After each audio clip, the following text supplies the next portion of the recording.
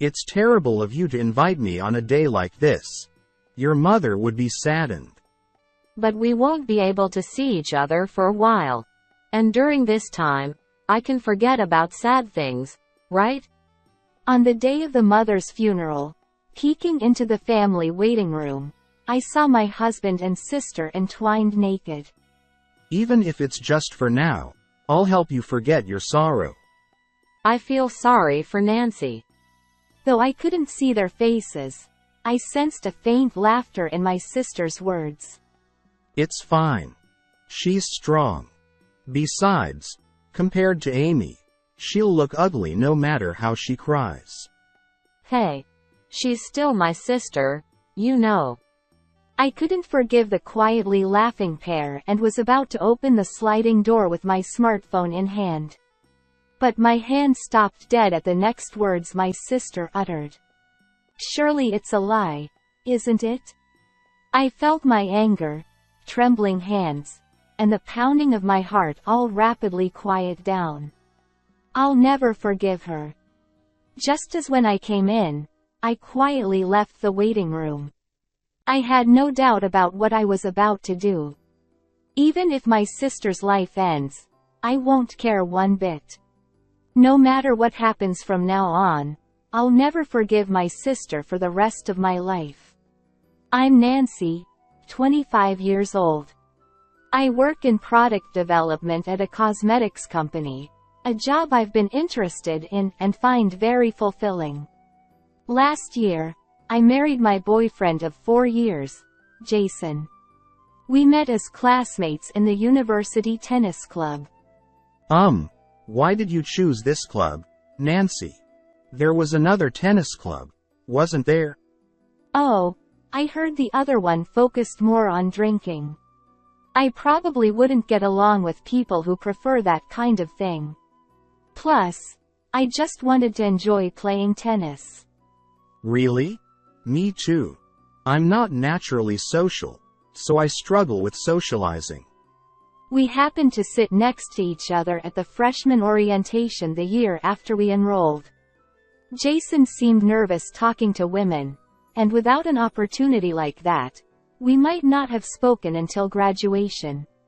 It was rare for me to find someone who I got along so well.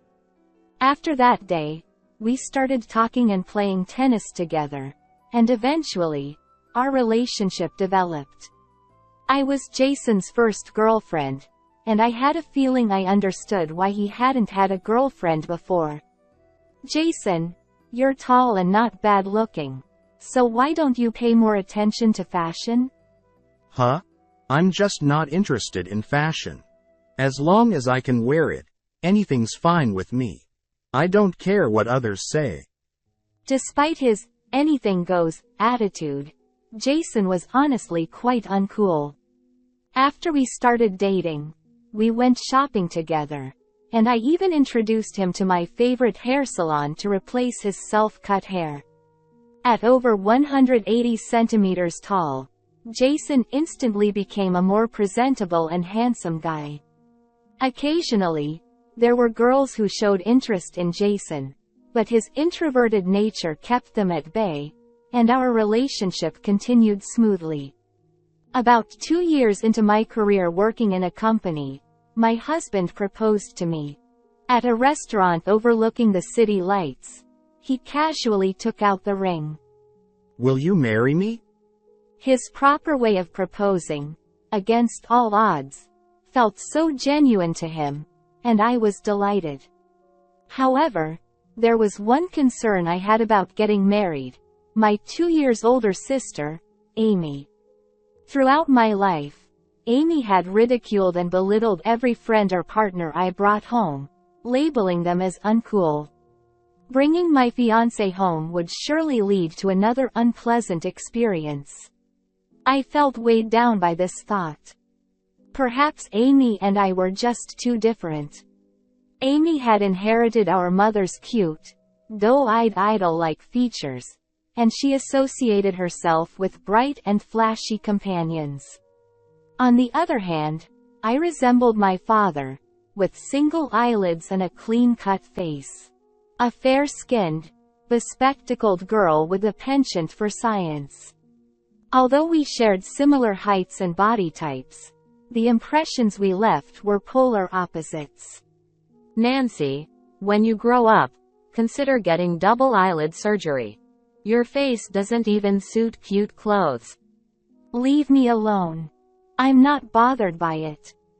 You really aren't cute at all. Your face and personality are just too harsh. Being constantly ridiculed by Amy about my appearance since childhood, our relationship had soured long ago, even as early as elementary school. Amy's cunning was in her ability to cloak her insults in jokes, making it sound light-hearted even to our parents. But if she were to say such things in front of my husband, to dispel the dark thoughts, I called my parents with a cheerful voice. When we visited our parents to announce our marriage, my sister Amy, who had been married for 3 years, eagerly awaited us. Of course, her husband Justin was there too. Amy and Justin lived near Justin's parents, just an hour away by bullet train. I'm Jason. I've been dating Nancy. I promise to make Nancy happy. Nice to meet you. Hey, Jason, no need to be so nervous. We won't eat you up or anything. Yeah. We're just grateful you're marrying Nancy. From the first greeting, my parents burst into laughter at my husband's nervousness, and the atmosphere remained lively and enjoyable throughout. My husband, dressed in a suit with his hair neatly styled, looked fantastic and handsome, even to me, his longtime partner. Jason, what do you do for work? Oh, I'm a systems engineer. Wow, really? That's cool. In a rare display, Amy showed kindness to my fiancé, who I had brought home. Though she had always belittled and ridiculed the friends and partners I brought home. Well, to be fair, my husband today is tall, handsome, and super attractive. Seeing the gleam in Amy's eyes, I felt a sense of superiority for the first time. Looking back, maybe the countdown to the end had already begun from that moment. Even if you say you're a system something, it's all Greek to you, right, sis? Oh, come on. Nancy always makes fun of me. But seriously, I have no idea about the system thing. Oh, sorry. Even I don't understand. What kind of job is it? Father and Justin were also laughing heartily, and my husband seemed to be enjoying himself throughout. My parents had a great relationship, the ideal couple for me. I hoped that one day we could be a couple like them. In the evening, as my sister and her husband were about to leave, we decided to have dinner together on the way to the station. Hey, once the wedding settles down, how about the 4 of us go on a trip together? Maybe next summer. What do you think, Justin? It was the first time my sister had invited me on a trip. Perhaps she had matured during the time we had grown distant after getting married. Sure, that sounds good. If our schedules align, I would love to. I'd be happy if we could get along as families from now on. Yeah, sure. Justin was a kind person with a slightly chubby and gentle demeanor. Honestly, I was surprised when he first came to greet us. It might be rude to say, but he wasn't the type one had expected my sister to be with. It made me realize that love and marriage are indeed different things, which I oddly found myself accepting. I had thought that as we grew older, our relationship with my sister would improve, but that was a big mistake. After getting married, we planned to spend our first New Year's holiday at my parents-in-law's house and then visit my parents on the 3rd. My sister had come home for the New Year's on the 2nd, but it seemed Justin had to leave early due to prior commitments. Hey, since we're all together, let's go for lunch. Leaving our parents, who had already had lunch, we headed to a nearby restaurant with just the three of us. As we approached the restaurant, even though it was the third, it was still bustling with people. It's crowded. Let's stick together. Saying that, my sister linked her arm with her husband's. In that instant, I noticed my husband's face blush. It was our neighbor despite the crowd, so getting separated wouldn't be an issue. It's nice being tall. Feels reassuring having you next to me. My irritation flared up hearing my sister's cutesy voice, but I didn't want to ruin the New Year's mood, so I kept quiet. In the end, my sister kept clinging to my husband's arm from the restaurant until we got home. Also, I was irritated by my husband's lovesick expression. When we got home, my mother was busy preparing for relatives who were coming over in the afternoon. Hey, can you come shopping with me? I want to buy souvenirs for my husband. And look, things might be on sale after New Year's. Sure. Nancy, what about you? Wanting to help my busy mother since I was home, I declined. I'll stay. Sis, we have relatives coming over soon, so come back soon. Got it. I'll borrow Jason for a bit. Grinning, my sister took my husband's arm and left. Seeing my sister like that, even my mother smiled wryly. Looks like she got herself a cute little brother. Although my mother said that, my sister's behavior looked more like that of a lover than a sibling. For the next 3 hours, my sister didn't return, taking my husband along with her. They became suddenly close, and even after returning, they kept chatting together, glued to each other. What irritated me the most was what my husband said in the car on the way back. Amy is really cute, isn't she? I never expected to be so irritated right after the New Year's. It made me think I never wanted to return home for New Year's again. In the early spring, when I had almost forgotten about it, my sister called. Hey, how about a trip with the four of us this summer? It was the same invitation I had received before getting married. In an instant, the unpleasant memories of New Year's came flooding back. As I stayed silent, the voice on the other end of the line changed to Justin's. Since it's also a celebration for your marriage, I'll cover the travel expenses this time. Nancy, is there anywhere you'd like to go? Unable to refuse when Justin said that, we ended up going on an overnight hot trip. I believe my sister married Justin because he worked for a top-tier company. Yes, Justin is wealthy, including his family. They have no children yet, and despite being in their late 20s, my sister quit her job immediately after marriage and became a homemaker. Since I only have one younger sister, I'm so happy to have a cute little brother like Jason. I wonder if she thinks calling him a brother is some sort of excuse. During the trip, my sister held hands with my husband and linked arms with him. Justin, look. When I stand next to Jason, don't I look like a child? My sister, skipping around excitedly, and my troubled-looking husband walked ahead of my husband and me. When we arrived at the inn and wanted to relax, to my disbelief, my sister had booked a room for 4 people. In the evening, after drinking alcohol, she leaned on her husband, getting tipsy this time. What irritated me the most was how happy my husband looked. Hey, sis. Don't cling to Jason so much. It's disrespectful to Justin too. Oh, are you jealous?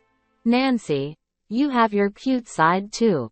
Couples should get along like us, right, Justin? Though I wanted to yell, my sister was clinging to Justin too, displaying their closeness as a couple. My sister was a genius at making me irritated, and there was no other way to put it. When I expressed my dissatisfaction to my husband at home, I can't be rude to Nancy's big sister. It's really troublesome. he said, wearing a troubled yet slightly amused expression. There was a swirling mass of blackness, a murky feeling inside me that wouldn't dissipate easily. Now I clearly understand that women's intuition was at play, but back then, it wasn't so clear. My mother had an accident just over a year after we got married. I received a call from my father while at work. Your mother had an accident. She's in critical condition.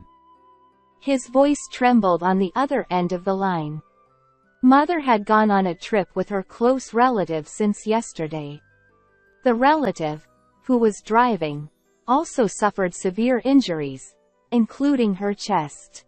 They had managed to return close by and were taken to a hospital in the city. To stay by my mother's side, my sister returned home to take care of things instead of my father. You must be worried, Nancy. I'll take care of things at home, so you can stay with your mother as much as possible. Thank you.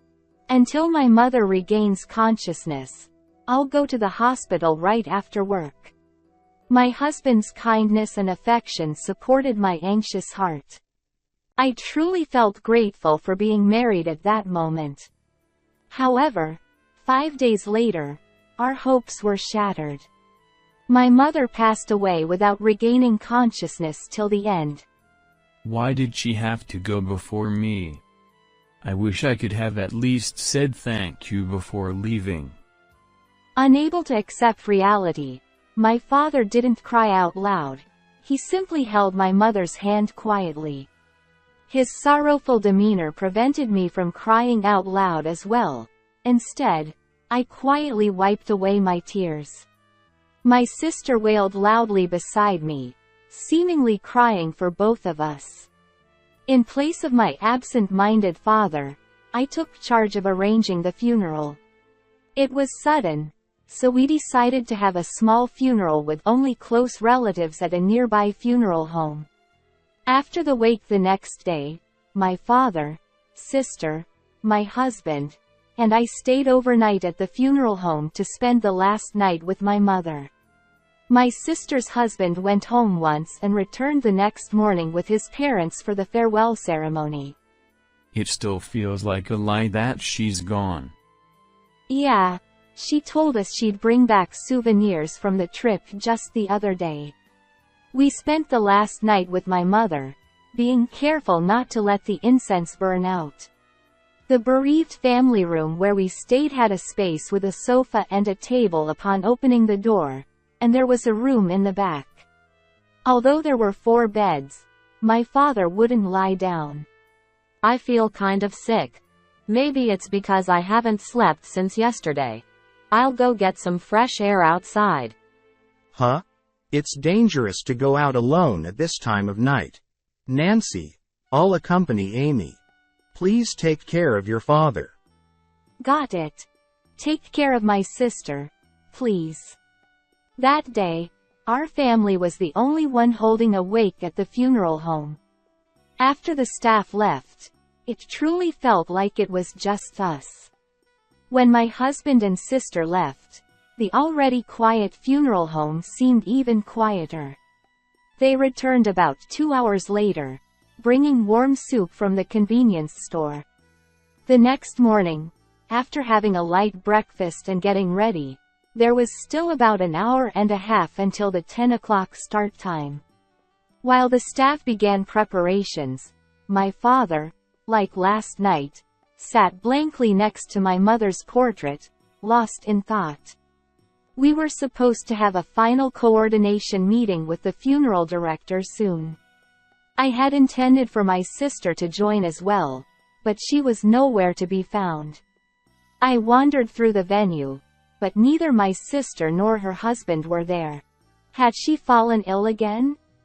With a sense of dread, I decided to peek into the waiting room. As I reached for the doorknob, I heard a strange sound like a cat's cry from the inside, sending shivers down my spine. My heart began to race. As I slowly turned the doorknob, I realized it was locked from the inside. Could it be? I had been holding onto the key to the waiting room, which I had arranged for the funeral. I gently inserted the key into the lock and turned it silently. The lock clicked open, but the strange noise persisted from within. Sneaking into the waiting room, I noticed the door was slightly ajar, about 10 centimeters. Amy. My husband's voice came from beyond the door, causing my heart to leap. I knew logically it was my sister with him. Still, part of me hoped it was Justin, arriving early. Why is this happening? Despite feeling faint, I managed to slip out quietly. After taking a slow, deep breath, I decided to try filming with my smartphone. Peering through the crack in the door, I saw my husband and sister entwined, their lower bodies exposed. It's cruel of you to tempt me on a day like this. Your mother would be saddened. My husband said. But we won't see each other for a while. Besides, won't this help us forget our sorrows? My sister replied. Even though the funeral is about to begin, the sight of my sister, acting affectionately towards my husband, disgusted me to the core. Even now, I'll make you forget your sorrows. My husband said. I feel sorry for Nancy. My sister said. Though I couldn't see their faces, I sensed a hint of laughter in my sister's words. The thought of them being together last night made my chest tighten. It's fine. She's tough. Besides, compared to Amy, even if she cries, she looks ugly. My husband remarked. Hey, she's still my sister, you know. My sister retorted. My husband's words pierced through my trusting heart. Unable to bear their whispered laughter, I decided to swing the door wide open. Just as I was about to lower my smartphone, my sister's next words froze me in place. But we must thank Mom. We got to spend 5 days together. I wish she could have held on a little longer. My sister said. Your mother was on our side. From now on, pretend to worry about your father and come home. My husband suggested. Hee, Jason is such a bad guy. My sister chuckled. Was my mother's accident merely a stroke of luck for them? Was my husband's kindness, which supported me at that time, just a lie for their tryst? The anger, trembling in my hands, and the pounding of my heart, all suddenly quieted down. I would never forgive them.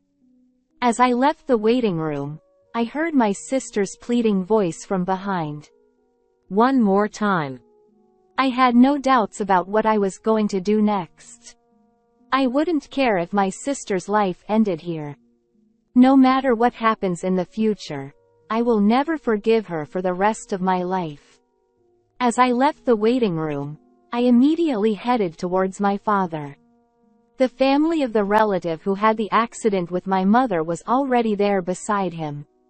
I whispered to my father, deciding to have the extended family join us in the waiting room. As we headed there, the elevator doors opened, and Justin's family and my husband's parents came together. Nancy, are you okay? We came early in case you needed help. My mother-in-law said. Surrounded by such kind people, I felt saddened. Thank you. I apologize for calling you all here so soon. I quickly explained the situation, and all our relatives quietly entered the waiting room. Then, with both hands, I forcefully pushed open the door. Bang! The door swung open but recoiled slightly. Though they were both wearing clothes, they were frozen in an embrace on the messy bed. I addressed my husband with a cold gaze. Hey, Jason, what are you doing? My husband panicked, breaking away from my sister and standing up. Among the relatives behind me, I saw the shock on my parents' faces. No, this is. My sister stammered. I wasn't. I felt sick, and Jason was just comforting me. Yeah, that's right. Amy, she's been feeling unwell since yesterday. My husband added. Both my sister and husband were desperate, knowing that not only their partners but also their parents and relatives were present. Nancy, you seem to have misunderstood something. Jason was just taking care of me. I simply took advantage of his kindness. If I misled you, I apologize. I'm sorry. My sister said. Perhaps because they couldn't fully grasp the situation, everyone's brows furrowed in confusion. Even on the day of our mother's funeral, it seemed unbelievable to them that such a thing would happen.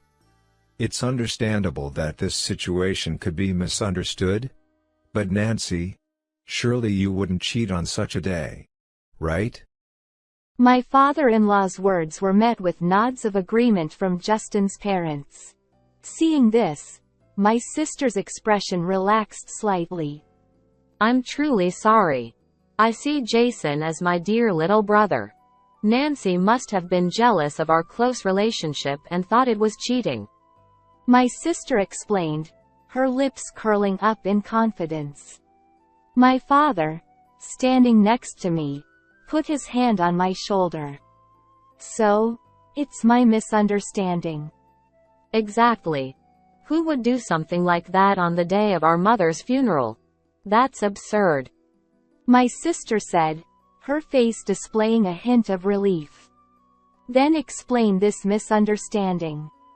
I said, playing the video of the two of them entangled, with the sound of suppressed cat-like cries echoing.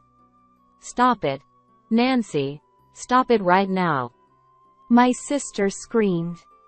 When I stopped the video, Justin rushed over from behind and grabbed my sister's collar forcefully. My sister's face turned pale instantly. Justin, this isn't what it looks like. There's been a mistake. Nancy, please explain. My sister pleaded desperately, seeking help from me. I couldn't fathom why she thought I would help her. Since Justin turned his face towards us, I shrugged my shoulders. Heaving a big sigh, Justin released my sister's grip, although he must have wanted to hit her. I've tolerated your selfishness before, but seducing your sister's husband crosses the line. Especially on the day of our mother's funeral? Despicable. Justin stated firmly. Justin, it's not like that. I was shocked about Mom and lost my senses. I'm sorry. I'm sorry. I'm done with you. Let's divorce. My sister collapsed weakly on the spot. At that moment, I pressed the play button on the video again. It was the scene I couldn't forgive. The conversation between my sister and my husband played out. But we must thank Mom. We got to spend 5 days together. I wish she could have held on a little longer. My sister said. Your mother was on our side. From now on, pretend to worry about your father and come home. My husband replied. I felt my father's hand, which was holding my shoulder, tighten. He let go of my shoulder and approached my sister in silence. With a swift motion, he slapped her across the face. And he slapped her face. Though it was a slap, my sister, who was sitting, was sent sprawling onto the floor. What nonsense about being shocked and losing your senses. I won't allow someone like you to attend Mom's funeral. Get out now. My father's angry voice resounded, and at the same time, my husband was sent flying through the air by a blow from my father-in-law. Dad, no, it's not like that. I'm sorry. Please, forgive me. Please let me stay. I'll apologize to Mom. My sister cried and pleaded, but my father silenced her with another slap across the face. Sobbing and begging, my sister collapsed onto the bed, unable to articulate anything coherent. My husband kneeled beside her, also bowing in apology, but both were dragged outside by the relatives. Nancy, please. I was just invited by your sister. Help me. Incredibly, my husband reached out to me for help even at this moment. I felt nothing but disgust at his audacity. I coldly pushed him away with emotionless words. Don't touch me with your filthy hands. Anyone else have to leave? Shocked by my words, my husband stood there with his mouth half open, before being dragged away. From beyond the door, my sister's voice could be heard crying, "Mom." But no one paid attention as we all walked towards the funeral hall, leaving them behind. After that, my husband and I got divorced. With a swollen face from crying, my husband was forced by my parents-in-law to sign the divorce papers without any word. The settlement amount, exceeding the usual compensation, was paid in a lump sum by my in-laws without involving a lawyer. From now on, it seems that all his salary will be managed by his parents until the repayment to them is complete. My sister's marriage also ended immediately after that incident. She seemed unable to resist my father's words of not bringing any more shame upon the family. Having never heard my gentle father raise his voice, it must have been shocking for her to experience his anger. Although my father covered the settlement amount as a parental responsibility, he didn't allow my sister to return to our family home. The once leisurely life of my sister, who had been a carefree housewife living off Justin's money, changed drastically. To repay our father, she started working part-time during the day and taking on night shifts as well. I understand why she's working tirelessly, juggling both day and night jobs, to pay off the debt as quickly as possible. Right now, she doesn't know how else to apologize to our father. Despite her continuous attempts to contact me, I've been ignoring her calls and messages. She can't even apologize to our mother by offering prayers at the family altar or her resting place, as she hasn't been informed about it. This is probably the hardest punishment for her.